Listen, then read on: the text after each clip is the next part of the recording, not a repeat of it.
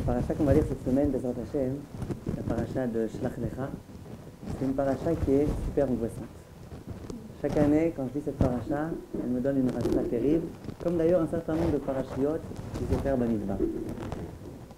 Et il faut qu'on parle de ces choses-là qui sont un petit peu angoissantes, c'est ce qui est écrit dans le Passouk, Ve'aga belevish v'sichena. Parce qu'une personne est angoissée, qu'elle a la rasra, c'est bien qu'elle partage un petit peu cette inquiétude qu'elle a afin d'essayer de s'en libérer. Si vous voulez bien jouer ce rôle, on va parler un petit peu des choses rasratiotes, et puis ensuite, Bezrat Hashem, ça nous conduira à des choses beaucoup plus positives. Qu'est-ce qu'il y a de tellement rasra dans cette paracha? On a affaire à des hommes qui sont les Meraglim, qui étaient des hommes extrêmement importants, extrêmement pieux, et qui, en l'espace de 40 jours, ont complètement dégringolé. Et donc, on se met un petit peu à leur place, et on se dit que si à eux ça a pu leur arriver, à nous aussi ça a pu, ça pourra, ça peut, ça risque, chas v'shalom, de nous arriver. En deux mots, Akadosh Baruch Hu a donné l'ordre d'aller en Israël, et voilà que les Bnei Israël se demandent est-ce que cette terre est vraiment tellement bonne, tellement belle, ainsi qu'Akadosh Baruch Hu le dit. Et ils ont décidé d'envoyer des shlichim, des explorateurs, pour vérifier. Que se passe-t-il? Ils vont voir Moshe Rabbeinu, et Moshe Rabbeinu n'est pas très content, n'est pas très chaud pour le fait d'envoyer des explorateurs comme vous vous imaginez bien. Parce que Kadosh Baruch Hu dit quelque chose, c'est pas la peine de commencer à réfléchir, à réviser ses propos. Moshe va voir Kadosh Baruch Hu et lui dit Hachem, Hachem lui dit Shlach Lecha, envoie pour toi des Meraglim. Ça veut dire quoi pour toi? Chazal dit pour toi, ça veut dire si tu veux, fais-le. Shlach Lecha, Shlach Midatecha. Si toi, mon cher Rabbeinu, tu veux, j'accepte, je consens. Ça veut dire que Hachem, en quelque sorte, a accepté, il a consenti, mais avec une certaine réserve. Première question qui se pose, depuis quand on voit que Kadosh Baruch Hu n'est pas capable de s'expliquer, de s'exprimer de façon explicite? Quand Hachem veut dire, vous observerez le Shabbat, il le dit. Et quand il veut dire ça, c'est interdit, il le dit. Là, il n'a pas été capable de dire, non, je ne suis pas d'accord. Ou alors, oui, je suis d'accord. Il dit, d'accord, mais les datecha, sache que moi je ne suis pas très chaud, mais toi, si tu veux, mon cher Rabbeinu, d'accord, j'accepte. Comment ça se fait? En dehors de cela, Chazal nous dit, c'est un Rashi au début de la paracha. Au début de la paracha, quand on nous présente ces hommes, qui étaient les Meraglim, on nous dit Kulam Anashim. C'était tous des hommes. Dit Rashi, ça veut dire quoi des hommes? Il y a plusieurs façons pour parler d'hommes. Quand on emploie le mot Anashim, dit Rashi, Kol Anashim Shebemikra Lashon Chashivut. Quand c'est le terme Anashim qui est employé, ça vient exprimer une importance. Veota Ashaa Kesherim Ayu. Et à ce moment-là, effectivement, les Meraglim étaient encore Ksherim. Ils étaient encore pieux, ils n'avaient pas encore fait de bêtises. Donc, la Torah elle-même certifie que ces hommes-là, c'était des hommes qui étaient Ksherim. Puisqu'il y a écrit que c'était des Anashim, c'est-à-dire qu'ils étaient importants. Si c'était important, c'est qu'ils étaient Ksherim. Au passage, au jour d'aujourd'hui, quand on demande c'est quoi un homme important, on ne dit pas c'est des gens kshérim. On dit c'est ceux qu'on voit à chaque fois à la une des journaux. C'est les hommes politiques, c'est tout type de réchaïm. C'est ça des hommes importants. Réponse pas du tout. Rachid aurait pu. Pourquoi Rachid avait besoin de dire que les Meraglim étaient kshérim à ce moment-là? Il aurait dû dire que c'était des hommes importants. C'était les dirigeants. Et puis ils n'étaient pas kshérim. Et puis on aurait compris ensuite ce qui se passe dans le sud de la paracha. Comment ils ont tellement dégringolé. En fait, depuis le début, ils n'étaient pas kshérim. Mais là, non. S'il y a écrit Anashim, c'est-à-dire qu'ils étaient importants. Et d'après Rashi, un homme important, c'est nécessairement un homme kasher. Donc si ça peut vous rassurer, vous êtes toutes 1000 fois plus importantes que tout type d'hommes politiques qui sont zarma considérés comme étant des hommes importants. Parce que vous avez l'avantage d'être ksherot. Donc ça, c'est ce que Rashi nous dit au début de la paracha. Quelques psukim après, a priori, Rashi se contredit complètement. Lorsque les Meraglim vont revenir, il est écrit « Vayelchu vayavo ». Les Meraglim sont partis et ils sont revenus. La Gemara se demande, ça veut dire quoi ils sont partis et ils sont revenus? Qu'ils sont partis, on le sait, ça y est, ils ont été envoyés. On aurait dû simplement nous dire, ils sont revenus. Pourquoi vous allez nous dire, ils sont partis et ils sont revenus? Ils vont dire Chazal, j'essaie d'être fidèle au mot pour que vous voyez bien que j'invente rien. Leaki shalichatan lebiatan. C'est pour créer un parallèle entre le moment où ils sont revenus et le moment où ils sont partis. Ma biatan be'etzara, af alichatan be'etzara. C'est-à-dire que de la même façon que lorsqu'ils sont revenus alors qu'ils étaient pleins d'un mauvais esprit, destructeur, avec une envie de parler en mal de la terre d'Israël, une envie de parler en mal de Moshe Rabbeinu.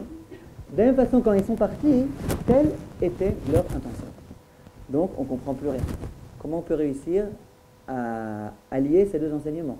D'une part, on nous dit qu'à ce moment-là, au moment où ils sont partis, ils étaient kshérim, et c'est qu'après qu'ils ont dégringolé. D'autre part, on dit c'est pas vrai. Depuis le moment où ils sont partis, ils étaient déjà pleins de mauvaise humeur, pleins de etzara. Ils avaient déjà décidé qu'ils parleraient en mal de la terre d'Israël. Alors, il faut savoir. Cette question, j'ai vu plein de mes farshim qui la posent. Chacun y répond à sa façon. Mais il n'y a aucune réponse qui me plaît complètement. Moi, j'ai une réponse. On avait déjà parlé il y a quelques années. À mon avis, cette réponse est vraie. Et comme je vous ai dit, elle est un petit peu angoissante, mais il faut qu'on la connaisse. A priori, il y a une autre question qui se pose. Comment on peut comprendre que des hommes qui étaient importants, ils aient en 40 jours dégringolé à un tel point? Si on veut s'imaginer c'était quoi la grandeur des Meraglim, c'est pas compliqué. Au moment où ils sont recensés dans la paracha, ils n'ont pas été recensés par ordre alphabétique. Ils ont été recensés d'Israzal par leur ordre de grandeur. Si on veut prendre qu'un exemple, dans le Hit Parade, c'était qui le numéro 5? C'était Yehoshua. Le fameux Yehoshua bin Nun, le successeur de Moshe Rabbeinu, le grand Yehoshua. Lui, il n'était que numéro 5. Kalev, il était numéro 3. Donc il y en avait deux qui étaient encore plus grands que Kalev et que Yehoshua. Et il y en avait encore d'autres qui se trouvaient entre Kalev et Yehoshua. Donc ça veut dire que les Meraglim, c'était tous des hommes immensément grands. Ça, c'est les Bnei Israël, les Meraglim, au moment où ils sont partis. Au moment où ils sont partis, c'était Kulam Anashim, ils étaient importants, ils étaient tous semblables à Yehoshua, à Kalev ben Yefune. Que se passe-t-il au moment où ils vont revenir? À nouveau, après 40 jours, simplement, pas plus, qu'est-ce qui se passe? Ils reviennent, ils parlent en mal de Eretz Israël, ils parlent de façon complètement effrontée de Moshe Rabbeinu, au point qu'au moment où Kalev a voulu les faire taire, pour pouvoir essayer de rétablir un petit peu la vérité, parler en bien d'Eretz Israël, il écrit dans le passouk Vayahas Kalev. Kalev, il les a fait taire. Vayahas, c'est une onomatopée, c'est ça qu'on dit? Un vocable qui signifie, qui exprime le silence. Pourquoi? Dit la Gemara, Kalev, il a voulu les faire taire. Mais il s'est dit comment? Ils sont tous comme ça, tellement excités. Qu'est-ce que je vais faire maintenant? Je vais commencer à leur faire la morale. Ils vont me tuer. Il a commencé à faire... Et immédiatement, il dit, ce Ben Amram là, pour parler de Moshe Rabbeinu, ce Ben Amram là. Ils se sont tous dit, ouh, s'il parle de Moshe Rabbeinu en ces termes-là, ce Ben Amram, on va se faire un régal. Ils se sont tous tués. Ils ont attendu avec beaucoup d'attention pour pouvoir entendre ce qu'on allait bien pouvoir dire sur ce maudit Ben Amram. Et à ce moment-là, immédiatement, Kalev dit, ce Ben Amram là, c'est lui qui nous a sortis d'Égypte. Et vous savez combien de choses il a fait pour nous. Et vous savez combien il est grand et combien il nous aime, etc. Et à ce moment-là, on dit qu'ils ont failli le tuer. Kalev ben Yefune. Ça veut dire que les Meraglim, si à 40 jours c'était des grands hommes, tous autant qu'ils étaient, au bout de 40 jours, ils étaient prêts à parler de façon tellement effrontée de Moshe Rabbeinu. Plus que ça, au moment où ils vont dire que le peuple qui se trouve là-bas, c'est un peuple de géants, c'est un peuple immense, ils vont laisser échapper de leur bouche les mots, ils sont plus forts que nous. Et la Gemara va dire de façon explicite que leur intention c'était de dire, ils sont plus grands que Hachem. Pas moins que ça. Ces hommes-là sont plus grands que Hachem. Alors c'est vrai que quand on s'imagine, c'était qui? Talmaï par exemple, c'est qui Talmaï? Talmaï, ça vient du terme Telem. On dit que Talmaï, c'était le plus grand sioniste qui soit. Pourquoi? Telem, c'est un sillon, sillonner. On dit que lorsque les gens voulaient sillonner leur champ, ils n'avaient pas besoin d'amener un tracteur. Ils appelaient Talmaï et lui disaient, Talmaï, tu peux marcher ici s'il te plaît? Talmaï, il marchait, et puis ça faisait un sillon. D'accord? 12 sionistes, c'était une blague. Et il y a écrit dans Chazal qu'on lui disait combien on voulait. Si on voulait qu'il creuse 1 mètre, il pouvait creuser 1 mètre en faisant un pas. 2 mètres, 2 mètres. Donc, en d'autres termes, c'était vraiment impressionnant de voir des hommes de cette grandeur, des hommes tellement grands. Simplement, à ce moment-là, ils ont complètement failli. Et ils ont dit que ces hommes-là sont même plus grands que Akadosh Baruch Hu. Ça veut dire qu'ils ont été capables de blasphémer. Comment on peut accepter une telle chose? Comment accepter que des hommes grands, immenses, géants entre tous, beaucoup plus grands que nous tous réunis, puissance 1000, puissent en 40 jours devenir des blasphémateurs de première? Comment on peut comprendre ça? Dit Chazal, Rachid le dit au début de la paracha, lorsqu'il essaye de comprendre un petit peu la logique de cette paracha, Il y a un principe, que Bederer, chez Adam Rotzel Eler, Molichimoto. Lorsqu'un homme souhaite s'engager dans une voie, on l'accompagne, ce on impersonnel là, il faut essayer de comprendre exactement c'est qui ce on, en tous les cas, on l'accompagne dans cette voie-là. Ce principe-là est vrai aussi bien pour les bonnes choses que pour les mauvaises choses. Commençons par le positif. C'est quoi les bonnes choses?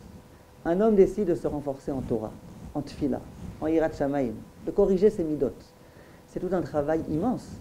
C'est le programme d'une vie. Simplement, le petit homme, il décide, dorénavant, je vais commencer à travailler sur moi-même, je vais commencer à avoir de la ferveur dans ma prière. C'est impossible. L'homme de lui-même, il ne peut pas réussir à accéder à des dimensions spirituelles très grandes. L'homme qui est tellement matériel. Comment ça se fait qu'il va malgré tout pouvoir? C'est parce que Kadosh Baruch Hu va l'accompagner, va le guider, pas après pas, jour après jour. Ça, c'est Bederer Shadam Rotzel Eler Molichimoto. Si l'homme décide de progresser, d'avancer, Hachem, il le fera avancer. Dans le mauvais sens, c'est quoi? C'est dans le sens de la Havera, dans le sens de l'impureté. Ça veut dire quoi? Un homme décide d'aller faire une Havera.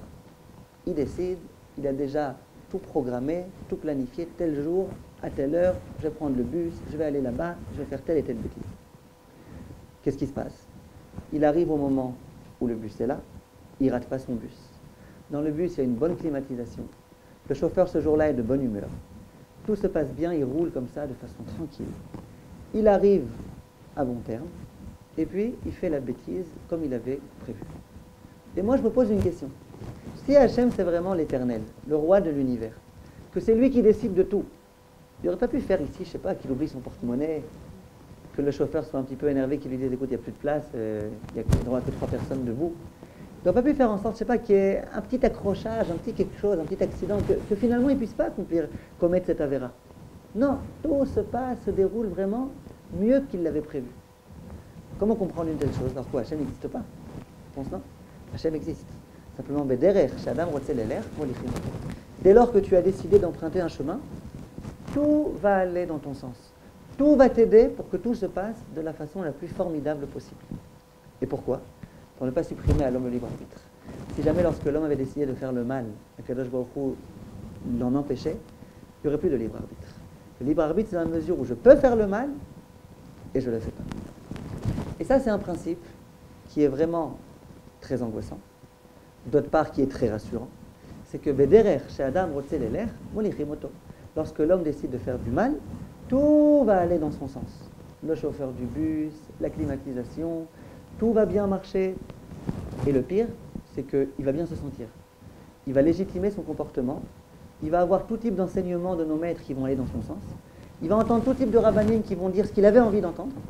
Et puis finalement, il n'y a rien qui va pouvoir l'arrêter, qui va pouvoir le stopper. Rien, peut-être qu'on va trouver une solution. En tous les cas, telle est la problématique. Si on réfléchit un petit peu à nos chers Meraglim, quelle était la racine du problème? Dit le Zohar HaKadosh, Rabbi Shimon Bar Yochai.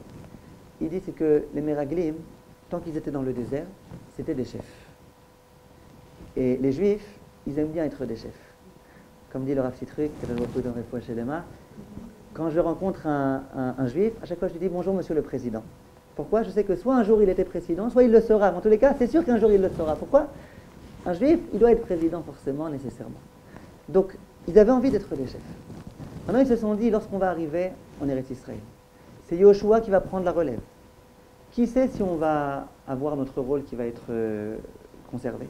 Peut-être qu'il va y avoir des élections. Peut-être qu'on ne méritera plus d'être des chefs. Et ça, il est hors de question. On préfère être dans le désert. Or que ce n'est pas bien pour le peuple juif, mais qu'on soit chef, plutôt qu'être en Israël et risquer de perdre ce rôle-là. Ainsi que les Charim sont techniques de façon claire, il dit le problème des Meraglim, c'était Bakashat HaKavod. Ils étaient en quête de Kavod. Ils voulaient beaucoup le Kavod. Ils ne voulaient surtout pas renoncer au Kavod qui était le leur. Et donc ils ont été prêts à mettre en péril le peuple juif tout entier pour avoir leur Kavod conservé. Si on réfléchit un petit peu, c'est intéressant de constater. C'était qui ces Meraglim-là? C'était les leaders, c'était vraiment les grands chefs. Dit Razal, non. Il est écrit dans les Passouk, Kulam Anashim, Raché Bene Israël, Hema. C'était des chefs, Hema, eux. Pourquoi on a besoin de dire c'était des chefs, eux? Un peu lourd, non? c'est des chefs eux. Pourquoi on a besoin de dire eux? Dit le Baal HaTurim, Hema, la valeur numérique c'est combien? Hema 50. He 5, même 40, 45 et 5, 50. Pourquoi? On sait que dans le peuple juif, il y avait tout type de chefs, tout type de niveau. Il y avait des sarés à la film, il y avait des chefs de 1000. C'est-à-dire des chefs qui étaient responsables de tout un immense groupe de 1000 personnes. Il y avait des chefs qui étaient un petit peu moins haut placés et qui étaient responsables de plus petits groupes, de groupes de 100 personnes. Et il y avait des chefs qui étaient responsables de petits groupes de 50 personnes. Les Meraglim, c'était les chefs qui étaient responsables de groupes de 50 personnes. Si on réfléchit, dit Chazal, il y avait 600 000 juifs, disons. Ça veut dire que combien il y avait de chefs qui étaient des chefs de groupes de 1000 personnes? Il y en avait 600. Ça veut dire qu'il y avait 600 hommes qui étaient beaucoup plus grands qu'eux. Combien il y avait de chefs qui étaient responsables de groupes de 100? Combien il y en avait? Quoi, 6 000. 6 000. Donc il y avait 600 qui étaient plus grands et 6 000 qui étaient aussi plus grands. Et combien il y en avait qui étaient égales à eux? De 50? 12 000. Quoi, je me trompe là? Encore une fois. Il y avait 600 000 Bnei Israël. Il y avait des chefs qui étaient responsables de groupes de 1000. 1000. D'accord? Des chefs qui étaient responsables de groupes de 100. Des chefs qui étaient responsables de groupes de 50. Combien il y avait de chefs qui étaient des chefs responsables d'un groupe de 1000? Oui. 600. Combien il y en avait qui étaient responsables de groupes de 1000? 6 000. Combien il y en avait qui étaient responsables de groupes de 50? 12 000. C'est-à-dire que eux, c'était Vaad Bait. Grand Kavod, je ne veux surtout pas renoncer à être Vaad Bait. Rien du tout. Walou, c'était des petits chefs de rien du tout. Mais quand même, je suis quand même Vaad Bait. Je suis quand même chef. Je suis quand même quelque chose. Je ne suis pas prêt à renoncer à ça. Voilà d'où a commencé le problème chez les Meraglim. Voilà quel a été leur problème. Voilà qu'est-ce qui leur a valu finalement cette dégringolade. Je vous pose une question. Est-ce qu'un homme qui est en quête d'un petit peu d'honneur, c'est quelque chose de tellement grave, tellement condamnable, tellement répréhensible? Je pense pas. On est tous en quête d'honneur. Et puis bon, on peut essayer de pas en abuser. C'est vrai que c'est un petit problème malgré tout. Mais c'est pas tellement grave finalement. Est-ce qu'un homme qui est en quête d'honneur, on peut dire qu'il est malgré tout kasher? Oui. Est-ce qu'on peut dire qu'il est encore chashour? Oui. C'est pas ça qui leur a été reproché. Ce qui a été reproché aux Meraglim, ça n'a pas été de vouloir, de préférer rester dans le désert que de renoncer à leur poste. C'est pas ça qui leur a été reproché. Ce qui leur a été reproché, c'est tout ce qui s'en est suivi. Ça veut dire qu'ils étaient capables de parler comme ça contre Moshe Rabbeinu, qu'ils aient été capables, alors qu'ils ont vu une terre tellement belle, tellement magnifique et splendide, de dire que c'est une terre horrible, alors qu'il y avait tellement de choses qui étaient censées les rappeler à l'ordre, qu'ils ont vu, être capable malgré tout de mentir, de parler comme ça de la terre d'Israël, être capable de blasphémer, tout ça, ça leur a été reproché. Ce qui s'est produit finalement, ça leur a été reproché. Mais ça n'a pas été le commencement. Lorsque Rachid nous dit qu'au moment où ils sont partis, ils étaient encore kshérim, ils étaient encore shomrim Shabbat, ils avaient encore une foi inébranlable en Akadosh Baruch Hu, c'était des hommes importants, c'était des hommes kshérim. Simplement, ces hommes kshérim-là, ils avaient dans leur tête, dans leur esprit, les prémices de la dégringolade, à savoir l'envie, dans tous les cas, de rester des chefs. Et donc, résultat des courses, qu'est-ce qui va se passer finalement? En vertu du principe que Bederer Shadam Rotze Leler Molichimoto, ils vont complètement dégringoler. Pourquoi dégringoler? Parce qu'on voit une belle terre, on voit Baïd Vagan, on voit les beaux palmiers, on voit Yerushalayim. Eh bien, on est censé, malgré tout, se reprendre en main. Réponse non. Si jamais, depuis le début, je me suis fixé qu'il fallait absolument que je reste chef, eh bien, je vois rien du tout. Et puis, si jamais il y a des entraves qui me sont mises dans les pieds, je les saute. Je ne fais pas attention. Si jamais, pour pouvoir rester chef, il faut que je parle en mal de Moshe Rabbeinu, cet homme tellement grand, eh bien, je parlerai en mal. Plus rien ne m'arrêtera. Pourquoi? Parce que Bederer Shalom Roseler Molichimoto. Ça veut dire quoi? Mais il y a des choses qui sont censées me dire, tu vois bien que tu te trompes? Non, non, je vois rien. Tout va dans mon sens. Akadosh Baruch Hu me caresse dans le sens du poil.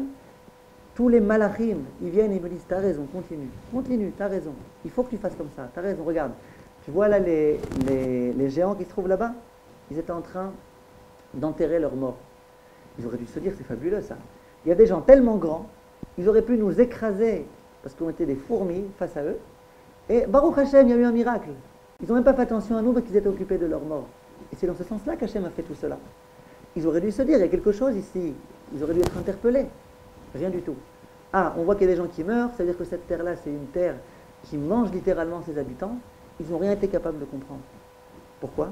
Parce qu'ils étaient troublés par la dynamique, par le cercle vicieux du Bederer, Shadam, Rotseleler, Molechimoto. Si on veut réfléchir un petit peu, jusqu'où ça peut aller dans le négatif, ce principe de Bederer, Shadam, Rotseleler, Molechimoto, il faut qu'on réfléchisse à l'un des événements qui s'est passé dans la Torah. Mais là, je vous demande de bien attacher votre ceinture. On va rentrer maintenant vraiment de plein vif dans la Rasra. Lorsque Moshe Rabbeinu a commencé à discuter avec Akadosh Baruch Hu, il avait des rendez-vous exclusifs avec Akadosh Baruch Hu. À ce moment-là, il s'est dit, ça ne convient pas d'avoir des rencontres avec Akadosh Baruch Hu et d'être avec ma femme. Il a pris l'initiative de se mettre un petit peu en distance de sa femme pendant toute cette période-là. Hachem a approuvé ce comportement. J'étais d'accord avec ça. Sipora, la pauvre, elle a eu du mal. C'est pas facile pour une femme. Or, son mari est vivant, d'être comme ça, répudié. C'est difficile pour elle. Immédiatement, Aaron et Myriam, tous les deux ont commencé à parler négativement de Moshe Rabbeinu. Ils se sont dit, pour qui il se prend celui-là? Il a commencé à s'envoler. Regardez ce qu'il fait avec sa femme. Ils ont commencé à parler vraiment n'importe comment de Moshe Rabbeinu. Demande Tosfot la question suivante. Il dit, je ne comprends pas. Hachem lui-même a approuvé ce comportement. Hachem lui-même a dit, Moshe Rabbeinu, tu as raison, je te tire mon chapeau, tu as bien fait. Comment Aaron et Myriam se permettent de remettre en question la parole d'Akadosh Baruch Hu, qui va être plus royaliste que le roi? Hachem dit, tu as raison Moshe, pour qui ils se prennent? Myriam, Aaron, pour qui ils se prennent? Hachem dit que Moshe Rabbeinu a raison. Eux ils viennent, ils disent, il n'a pas honte ce Moshe Rabbeinu. On ne va pas apprendre quand même aux singes à faire la grimace. Hachem dit, je suis désolé d'avoir comparé, mais Hachem dit, c'est comme ça qu'il faut faire. Pour qui ils se prennent? Vous avez compris la question? Réponse de Tosfot. Je vous le dis explicitement. Bederer, chez Adam Rotseleler, Molichimoto. Ça veut dire quoi? C'est du chinois. Quel rapport? L'explication est la suivante. Aaron et Myriam se sont dit, c'est vrai que Hachem a dit à Moshe Rabbeinu, tu as raison, tu as bien fait de te séparer de ta femme. Mais ça veut encore rien dire. La parole d'Hachem ne veut encore rien dire. Pourquoi? Parce que vu qu'on connaît le principe de Bederer Shadam Rotseleler Molichimoto, que lorsqu'un homme a décidé de s'engager dans une voie, serait-ce une voie négative? Akadosh Baruch Hu l'aide, le conduit, l'accompagne dans cette voie-là. Eh bien c'est possible. Et c'est ça qu'ils ont reproché à Moshe Rabbeinu. Moshe Rabbeinu a voulu faire le mal. S'écarter de sa femme, c'est pas toraïque. C'est pas comme ça qu'on doit faire. Pourquoi Hachem lui a dit bravo Moshe? Pour le conforter dans son choix. C'est grave ce qui est écrit ici. C'est Tosfot, Teisves. Teisves, ils disent de façon explicite que c'est ce qui se passe ici. Alors bien sûr qu'ils ont eu tort, Moshe et Aaron. Bien sûr que ça leur a été reproché. Dans tous les cas, Moshe, Aaron et Myriam, c'est ce qu'ils ont pensé. Ils ont pensé que la parole de Hachem ne veut rien dire. Parce que pourvu que l'homme a décidé de faire le mal, Hachem est capable de dire des bêtises pour conforter l'homme dans ce chemin-là. Ça, c'est la plus grande rasra qui puisse exister. Si on réfléchit à ce qui s'est passé ici, on a posé la question. Pourquoi Hachem a dit à Moshe Rabbeinu, Shlach lecha anashim? Regarde, envoie les meraglim. Hachem, il aurait dû dire, je refuse. Et puis s'ils veulent le faire, qu'ils fassent ce qu'ils veulent. Réponse non. Hachem, il a voulu accomplir ce qui est écrit Bederer Shadam Rotseleler Molichimoto. Vous voulez les meraglim faire le mal? Vous voulez vraiment dire du mal d'Eretz Israël pour que surtout vous ne rentriez pas en Eretz Israël, pour que surtout vous restiez des chefs? Donc vous savez ce que je vais faire? Je vais moi-même tenir des propos desquels on va pouvoir déduire que j'ai donné un ordre d'envoyer des meraglim. Shlach lecha, ça veut dire, moi Hachem, je donne l'ordre d'envoyer. D'accord, avec une réserve. Mais shlach, voilà, Hachem, c'est là. En tous les cas, les personnes qui ne sont pas très bonnes en grammaire, ou en tous les cas qui sont de mauvaise foi, elles diront, Hachem a donné l'ordre d'envoyer les meraglim. C'est ce qu'on voit ici. Bederer Shadam Rotseleler Molichimoto, ça peut faire que Hachem, au lieu de dire j'interdis, il dit non seulement j'autorise, mais faites-le, allez-y. Shlach lecha anashim. Bien sûr, Akadosh Baruch Hu, il n'est pas là pour nous noyer complètement. Et donc, bien sûr, il laisse la possibilité aux personnes qui souhaitent comprendre que non, je ne donne pas la mitzvah d'envoyer, pas du tout. Shlach lecha. Je te dis bien que si vraiment ils veulent, alors j'accepte. Mais je ne consens pas du tout à cela.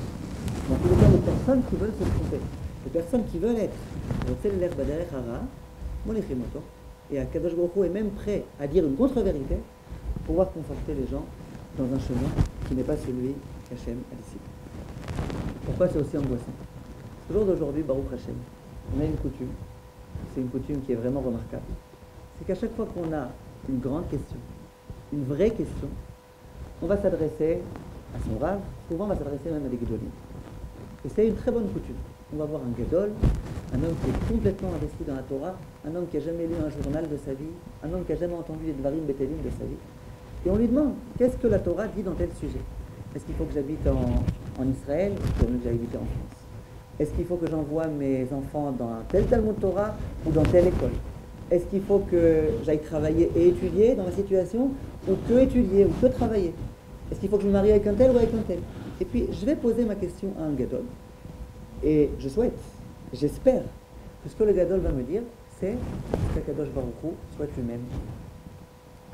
Il y a des personnes, je peux vous dire, vous devez le savoir mieux que moi, lorsqu'ils vont voir les Gdolim, ils savent très bien à l'avance qu'est-ce qu'ils veulent entendre de la part du Gadol. Donc ils vont voir le Rav, Rav, n'est-ce pas qu'il faut que j'aille habiter en France parce que ta ta ta ta ta ta ta ta, et le Rav, oui bien sûr, t'as raison. Et je vous assure, le Rav il dira oui, t'as raison. Le Rav il dira pas non, t'as tort. Allez voir un Rav, un Gadol. Il dira, n'est-ce pas qu'il faut que je fasse ça parce que ta ta ta ta ta. Le Rav il dira oui, tout à fait raison. Il faut que tu fasses ça parce que ta ta ta ta ta. Il pourra même vous rapporter encore d'autres raisons pour lesquelles il faut que tu fasses ça. Il y a d'autres personnes qui sont malgré tout un peu plus honnêtes intellectuellement, qui vont voir le Rav et qui exposent la situation de façon, j'allais dire, un peu neutre. C'est-à-dire le pour et le contre. Ils disent au Rav, d'une part, voilà pour quelle raison il vaudrait mieux que j'habite en France, voilà pourquoi, pour telle autre raison, il vaut mieux que j'habite en Israël. Et puis ils présentent les choses comme il faut au Rav.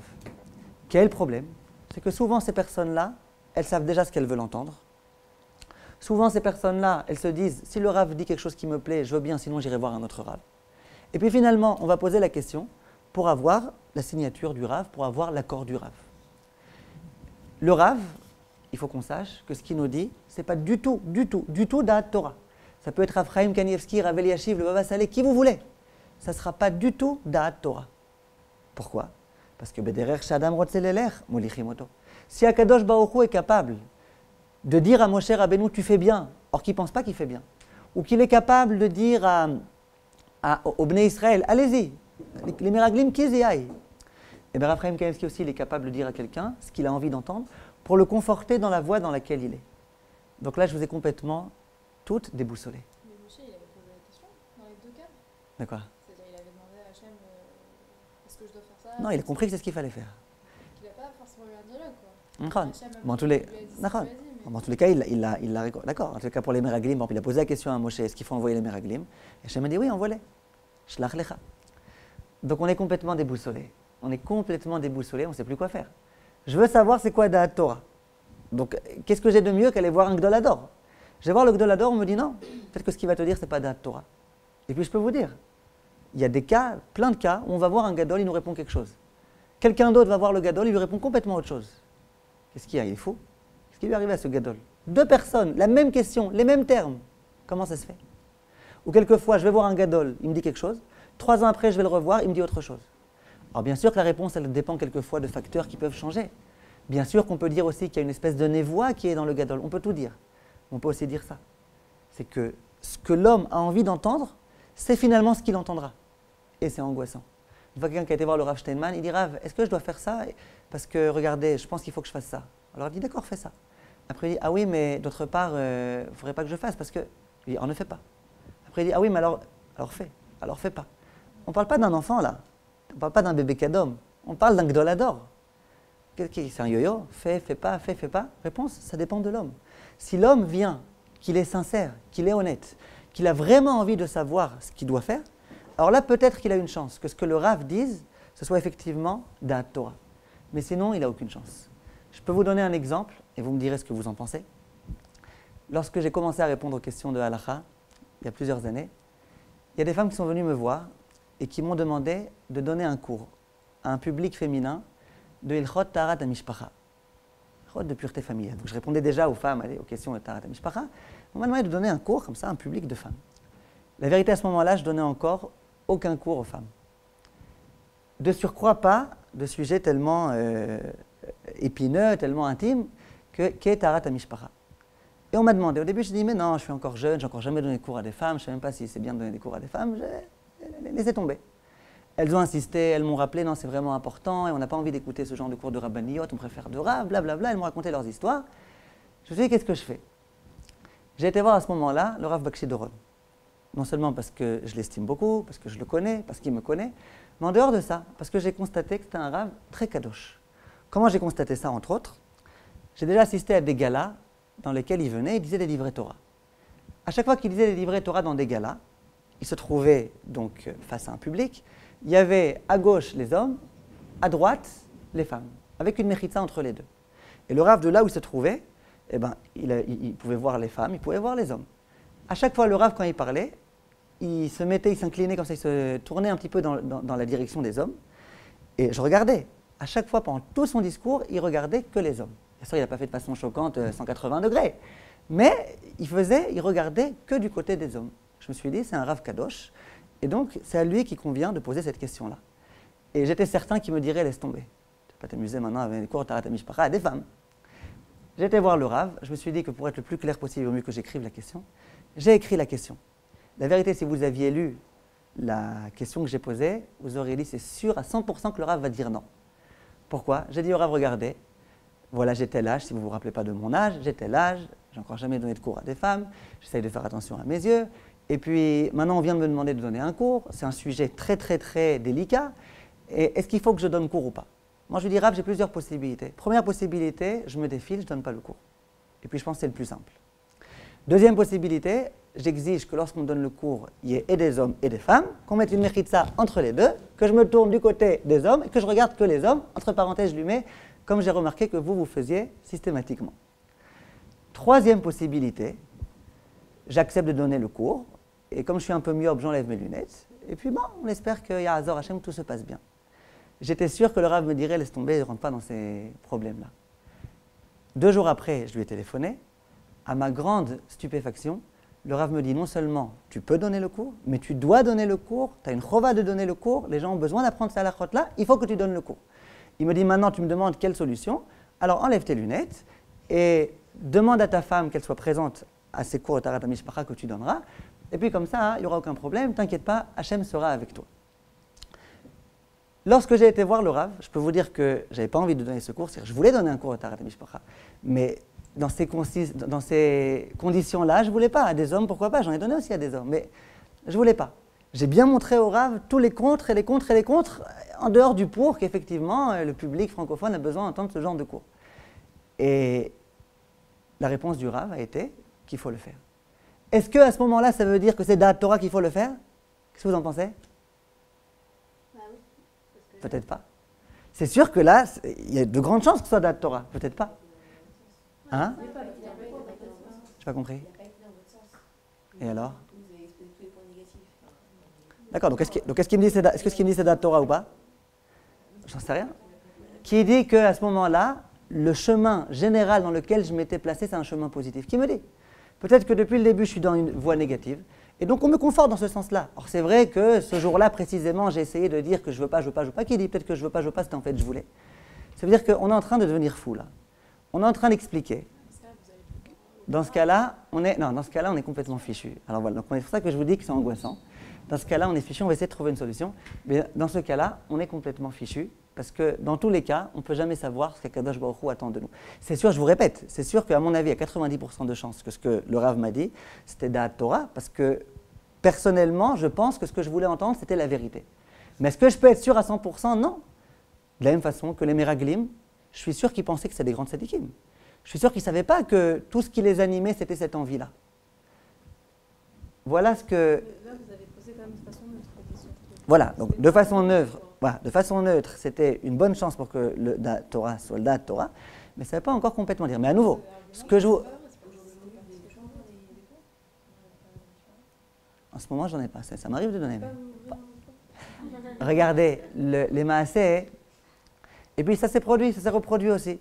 Quand on devait ouvrir le site, avec toutes les difficultés qu'il y a eu dans la création du site, en amont et en aval, comment ça m'a sorti de l'étude et tout.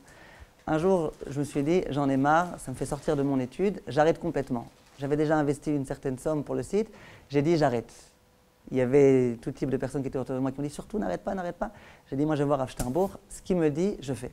J'ai été voir Rav Sternbourg, à nouveau je lui ai dit Rav, ça me sort de l'étude, je veux arrêter, c'est pas fait pour moi, je préfère continuer à donner des cours dans d'autres sites, blablabla. Bla, bla, bla. Il m'a pas laissé. Il m'a dit non, il faut que tu fasses, du Zikou et Rabim, t'inquiète pas, Hachem t'aidera. Et il m'a pas laissé. Alors a priori quand on présente les choses de cette façon-là, c'est sûr que ça veut dire qu'on cherche le bien, on cherche à être dans le bon chemin. Donc a priori ce que le Rav va dire, c'est ce qu'Akadosh Baruch Hu voulait dire, mais on ne sait encore jamais. Peut-être qu'au tout début, le début de la démarche, c'était une démarche qui était mauvaise, et donc qu'on nous conforte dans un chemin qui est négatif. Alors, qu'est-ce qu'on doit faire si on veut essayer, Bezrat Hashem, de s'en sortir? Si la personne est sincère, pourquoi on recevrait une réponse négative? Ça veut dire quoi? Si la personne elle tente vraiment, ça veut dire comme vous, il y a parfois des gens qui viennent avec vraiment une idée en tête et qui espèrent à tout prix que le Rav leur dise réponse A ou réponse B. Mais il y a des gens qui ok, c'est sûr qu'ils aimeraient bien entendre telle réponse, mais ils sont prêts à accepter sur eux la réponse que donc ça c'est bien, ça c'est très bien. C'est très bien. Même si chacun il a ses négots. Ça c'est très bien. Ça, alors dans ce cas-là, 95% de chance, je pense qu'on peut être sûr que le Rav ce qu'il dit c'est Da'at Torah. Mais encore 5% qui dit que depuis le départ, on ne s'est pas immiscé dans un chemin qui est négatif. Mais déjà la démarche d'aller voir un Rav, c'est pour ça que je vous dis 98%. C'est pour ça que je vous dis, c'est très bien d'aller voir un Rav.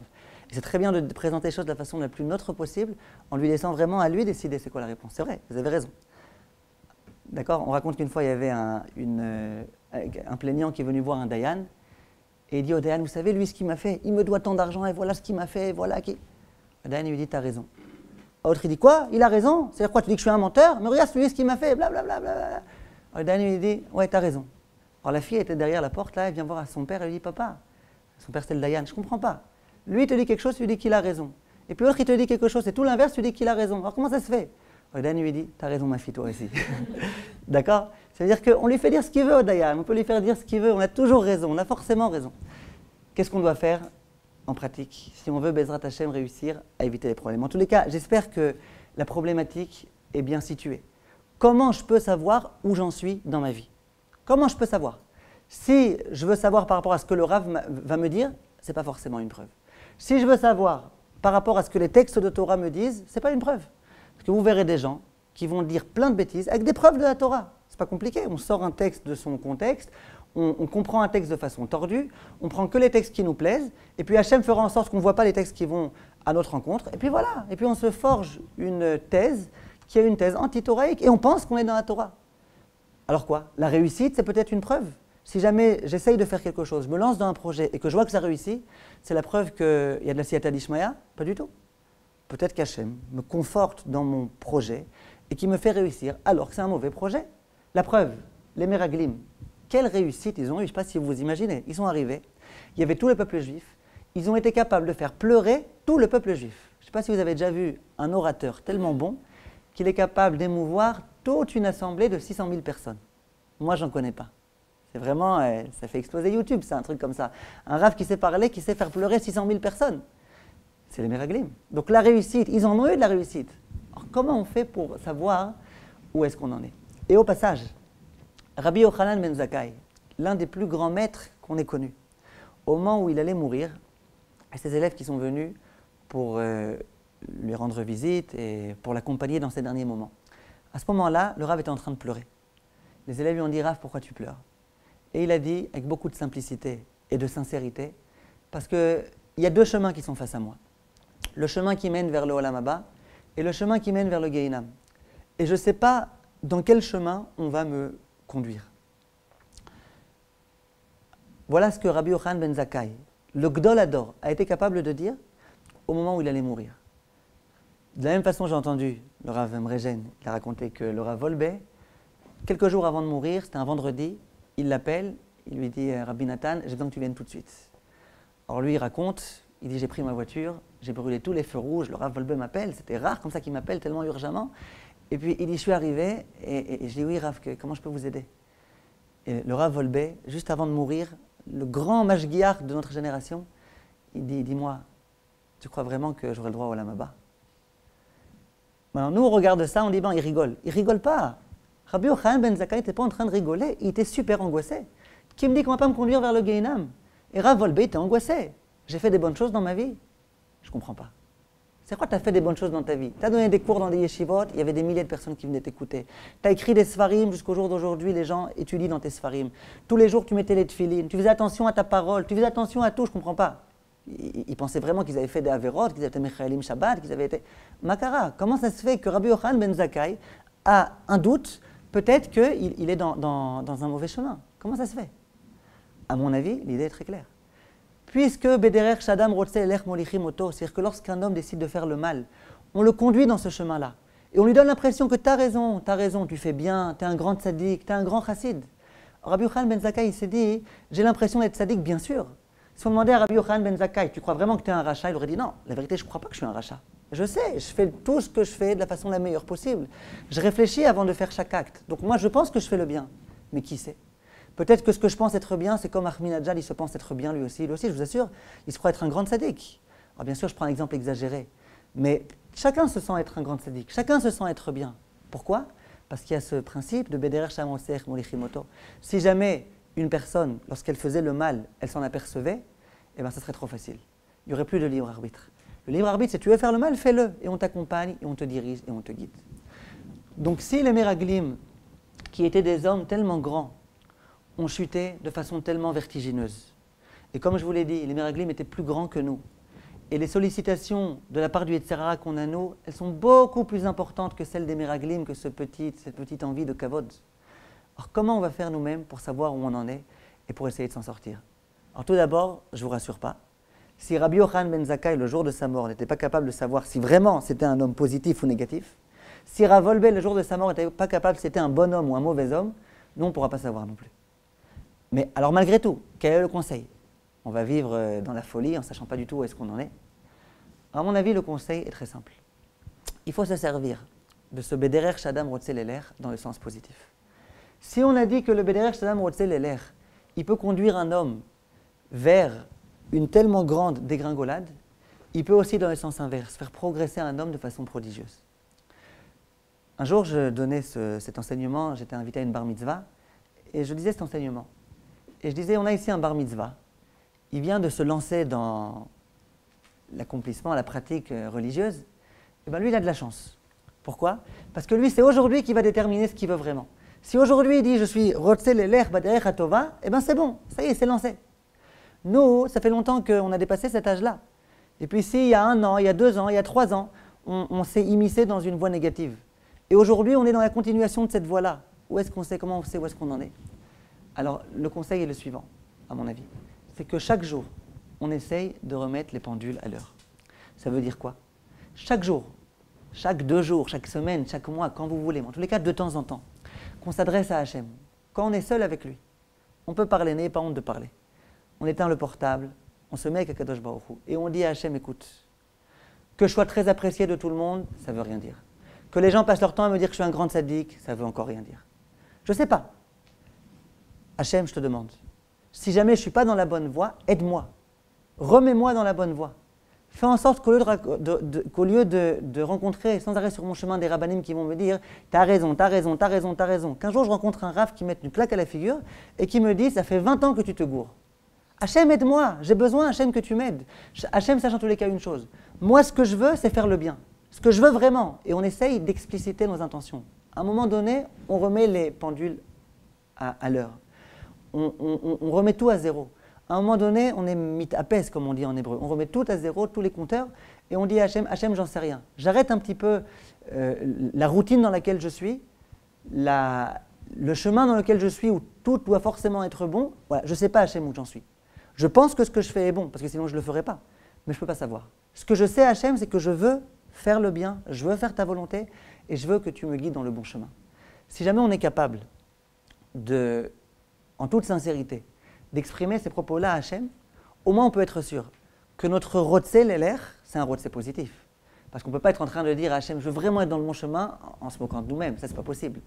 Alors on peut faire plein de mitzvot en se moquant du monde, en se moquant de nous-mêmes, on peut donner des cours en se moquant du monde, on peut faire des tfilotes devant les gens pendant un quart d'heure en se moquant du monde, ça on peut. Mais dire à Hachem, Hachem, je veux vraiment que tu me guides dans la bonne voie, ça déjà c'est un petit peu compliqué à penser, qu'on puisse le faire en se moquant de soi-même, en se leurrant ou en se moquant du monde. Dans la mesure où on est capable, de temps en temps, de dire à Hachem, Hachem, je précise mes intentions. Je précise ma volonté. Hachem, mon rotsé, voilà, je te dis c'est quoi mon rotsé. Hachem, je suis d'accord de tout changer dans ma vie, si jamais j'ai fait des bêtises jusqu'à présent. Parce que mon rotsé, c'est de faire la vraie volonté. Pas ce que j'ai toujours pensé être bon, mais la volonté. Dans cette mesure-là, on peut, Bezrat Hachem, réussir à progresser. Quand on fait en sorte que notre rotsé soit un rotsé positif, Hachem, je veux faire le bien. Hachem, aide-moi à faire le bien. Hachem, aide-moi à devenir meilleur. Alors, ce rotsé-là, positif, il va nous permettre de nous élever énormément. Simplement, il y a tout type de rotsé, le ratson, quand on parle de la volonté. Il y a je veux bien et sinon tant pis, et il y a je veux bien et sinon je meurs.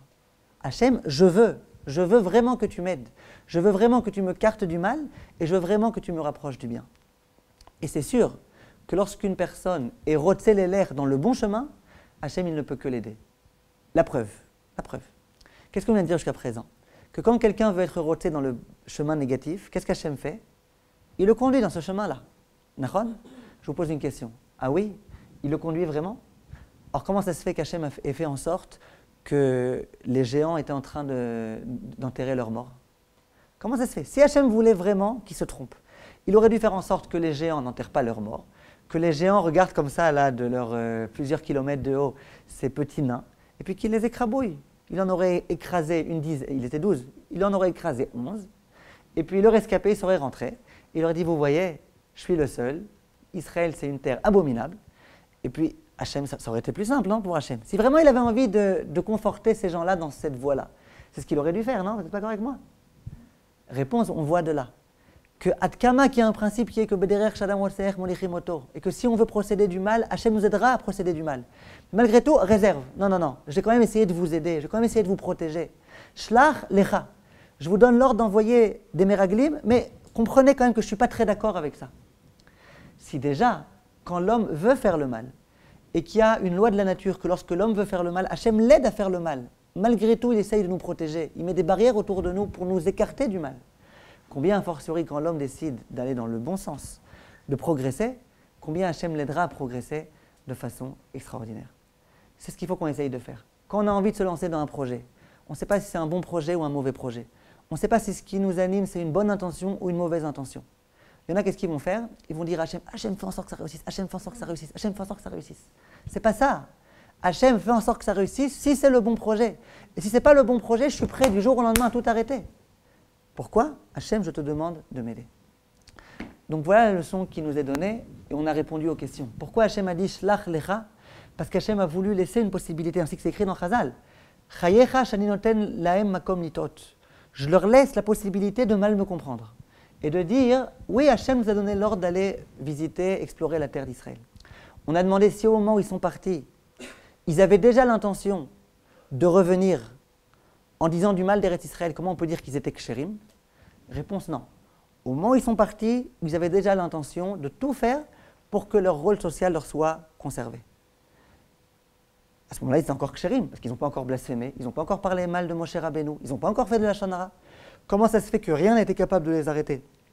Et qu'en 40 jours, ils en soient arrivés à cet état-là où ils ont été capables de faire le pire, ça c'est à cause de la dynamique infernale de Bederer Shadam Watseech Molichimoto. Donc Bezrat Hashem, Shiezoet Vozar Mila Rasra, mais c'est un principe qu'il faut qu'on connaisse, qu'on arrête de se leurrer, qu'on arrête de se moquer du monde, qu'on arrête de chercher sans arrêt à avoir des tampons, qu'on arrête de se fier à ce que les gens disent de nous, qu'on essaye d'être le plus sincère possible. Le Rav Dessler disait que malgré tout, au fond de tout un chacun, il y a une aspiration à la vérité.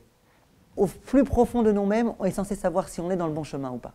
Simplement, souvent, c'est caché. Souvent, on se moque de nous-mêmes. On n'est pas assez sincère, on n'est pas assez courageux quelquefois pour s'en apercevoir. Alors, qu'est-ce qu'on fait? On doit essayer de demander à Hachem, Hachem, je ne sais pas où j'en suis, je pense, je vous répète, il ne faut pas qu'on soit fou. Il faut qu'on sache où on en est. Quand on fait une avéra, qu'on sache que c'est une avéra. Quand on fait une mitzvah, qu'on sache que c'est une mitzvah. Qu'on sache que c'est bien. Qu'on sache que, Baruch Hashem, cette année-là, je fais mon bilan, je suis en train de progresser. Mais comme on n'est pas certain, parce que Rabbi Yochanan ben Zakkai lui non plus n'était pas certain, donc à chaque fois qu'on essaye malgré tout de rectifier le tir en disant à Hachem, écoute, je pense que je suis sur la bonne voie. Je pense que je suis en train de progresser. Je pense que je suis en ascension. Simplement, si jamais je suis complètement à l'ouest, si jamais je suis complètement dans la mauvaise voie, et que toi tu me donnes un bon sentiment, une bonne argacha, alors aide-moi Hachem à progresser. Voilà ce que la paracha a pu nous enseigner.